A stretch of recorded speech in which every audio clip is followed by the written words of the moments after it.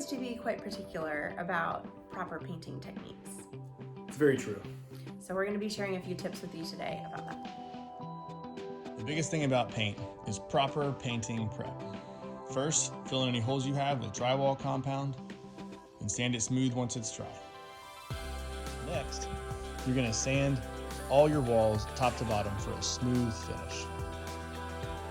You're going to cut everything in with a 2-inch angled brush, starting with the crown.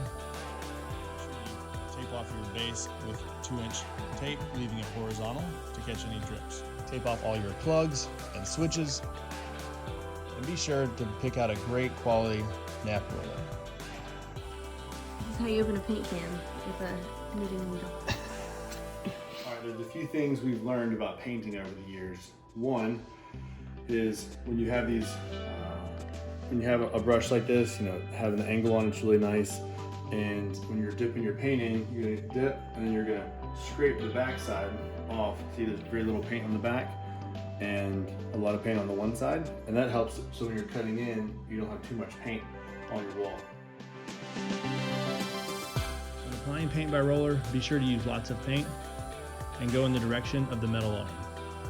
Be sure to roll really slow to prevent splatter and feather out the paint on the wall before you reload.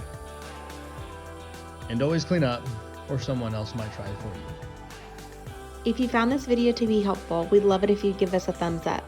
And for more home-related tips and how-tos, subscribe to our YouTube channel.